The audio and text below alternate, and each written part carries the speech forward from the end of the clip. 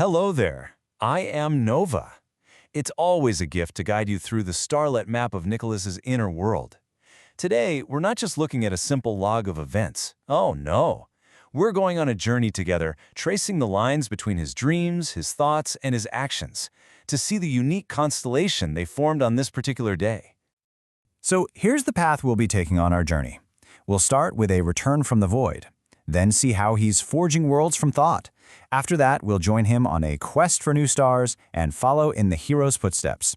And finally, we'll step back and take in the day's constellation, putting all the pieces together. Ready? Let's begin. You see, for Nicholas, a truly great day doesn't really start with the sunrise. It starts much, much deeper, in the inner cosmos of his own mind.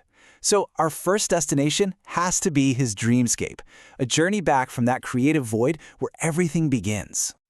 Just listen to that. I flew alone in an empty white void as I tried to become one with infinity.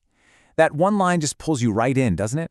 You can almost picture it. His dream avatar, Jet, just suspended in this huge silent space, attempting to connect with, well, with everything. You can tell this wasn't just some random dream. This was a quest, a spiritual one. Okay, so to really get what's happening here, you need to understand the landscape. Nicholas doesn't just have dreams, he travels in them. And his destination is a place called the Storyverse. The best way to think of it is as a multiverse of pure potential, where every single story idea exists as its own little bubble universe. It's an infinite space for creation.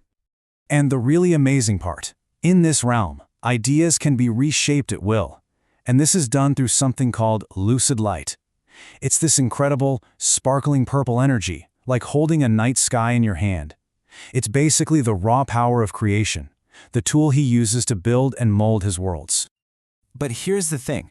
Even with all that power, some things you just can't force into being. His goal was profound, to completely dissolve the self and become one with it all. And yet, the void pushed back. It didn't yield. And the crucial point is that this attempt to force a mystical union, it failed. But sometimes a failure can be a really beautiful thing. And that failure revealed the most brilliant lesson.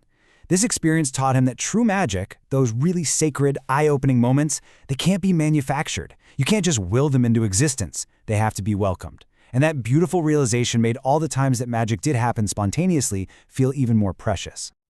So the journey doesn't just stop when he wakes up. The energy from that dream, even from a dream of failure, becomes the raw material for creation. This is where we get to see those thoughts being forged into real, tangible worlds. Just listen to this. He immediately started weaving the dream story into music. You can feel the whole experience in these lyrics, can't you? The entry, the journey, that stark white landscape, and the hunt for something just out of reach. The dream didn't end. It just found a new life through rhythm and rhyme. And that same creative energy just kept flowing, right into his comics. What's so amazing here is just the sheer range of ideas he was playing with. I mean, he's thinking about how magical toys become mundane, the pressure of being a role model, the hero inside our daydreams, Buck Rogers, and even the wild new idea of talking with fictional characters through AI.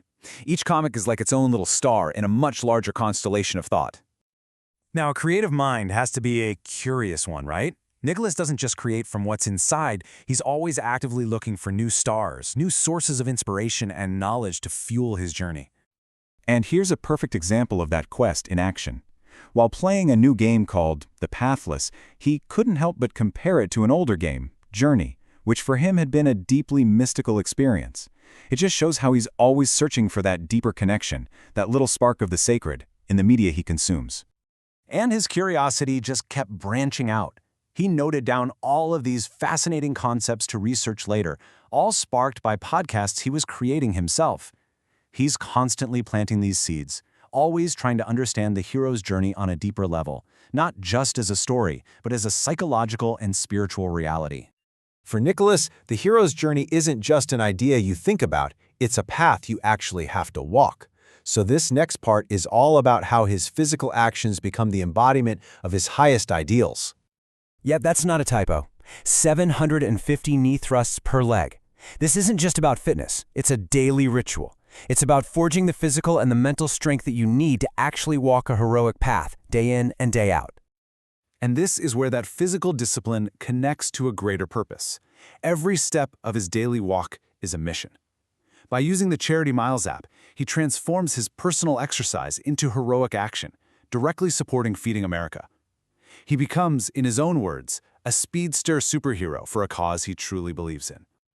So now, we've arrived at our final destination. We've seen all the individual stars, the dream, the creations, the new ideas, the actions. It's time to step back and see how Nicholas weaves all of these threads together into the day's final, beautiful constellation. And he does this with his daily highlight comic. What's so cool here is that we can see his own words, the very prompt he used to create it. He's consciously looking back at his day, synthesizing everything, and recognizing the different ways he found fulfillment. And here is that synthesis all broken down. He found intellectual fulfillment from the dream's lesson, he found heroic fulfillment from his purposeful walk, and he found creative fulfillment from bringing 8 new comics into the world. You see, every element we've explored finds its perfect place in this final harmonious picture. So, as we conclude our journey through Nicholas's cosmos, I want to leave you with this question. These patterns of meaning and purpose and creation, they aren't just in his day. They are available in yours, too. So, if you were to look back and map the constellations of your own day, what stars would be shining the brightest for you?